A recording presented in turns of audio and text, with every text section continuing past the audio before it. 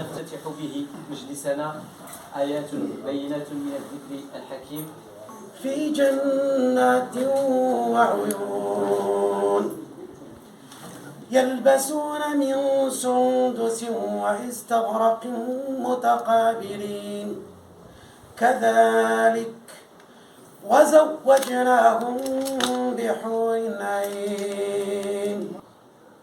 التاسع من ربيع الثاني 1446 هجرية تتشرف اللجنة الملكية المكلفة بتوزيع الهبة الملكية على الزوايا والأضرحة بأن تبلغكم سلام وعطف ورضا أمير المؤمنين جلالة الملك محمد السادس.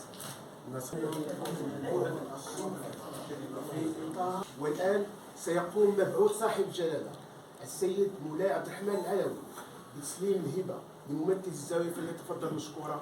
والسلام عليكم ورحمة الله تعالى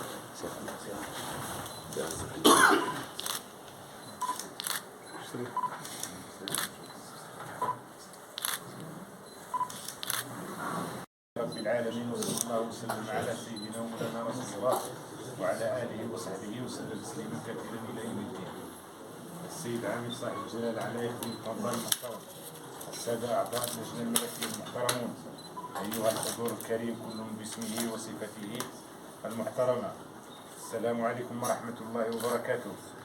بدايه يشرفني ويسعدني اصاله عن نفسي ونيابه عن افراد الزاويه الفلاليه ومريديها ومحبيها أن أرحب بجمعكم الكريم في هذه الزاوية العامرة بالله.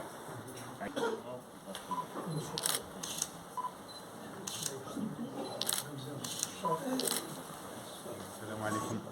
الشيخ سيدي أبو بكر سيدي محمد عميد الزاوية الفلالية بطنطا. نحن في هذا اليوم السعيد جد سعداء قدوم الوفد الأموي السامي، وتدل هذه الالتفاتة المولوية السامية لهذه الهبات على مدى مدى عطف العرش العلوي المجيد على سكان هذا الربع الغالي من الوطن. وإننا لجد حزينين على ذلك اليوم الذي كانت فيه وفاة المرحوم حسن الثاني، وإنها لذكرى لا زالت عالقة في قلوبنا نظرا لما خلفته من جرح كبير في قلوب رعاياه الأوفياء الذين أحبوا ملكهم حتى النقاع. وإن شاء الله سنحيي هذه الذكرى 26 بحضور أفراد الزاوية ومحبيها ومريديها والفقهاء والآئمة حفظة القرآن إن شاء الله بالآيات بينات من الذكر الحكيم والنفحات الإلهية. والسلام عليكم. هذا اليوم هو يوم يجسد كل سنة الارتباط العرش العلوي المجيد بالزاوية الفلالية بطنطا وباقي الزوايا بربوع المملكة المغربية، ويخلد ذكرى وفاة الملك الراحل جلالة الملك الحسن الثاني رحمه الله، حيث خلفت هذه الذكرى جرحا عميقا في قلوب المغاربة والمحبين من شتى بقاع الأرض، حيث الزاوية على مدار العام تتخصص في تدريس القرآن والعلوم الشرعية، وكذلك تقديم رسالتها الثقافية والاجتماعية التي تتجسد في نشر الوعي، وكذلك تدريس وتعليم الشباب والشابات من مختلف الأعمار، ويجدر بالذكر أيضا من مختلف الجنسيات. وأيضا الزاوية باعتبارها محجا تاريخيا وثقافيا واجتماعيا، فإنها تجسد في كل سنة هذه الذكرى التي تؤكد على ارتباطها بالعرش العلوي المجيد والملكية السامية السنوية التي تقدم لنا كل عام، باعتبارنا زاوية وكذلك باعتبارنا أبناء عمومة العرش العلوي المجيد.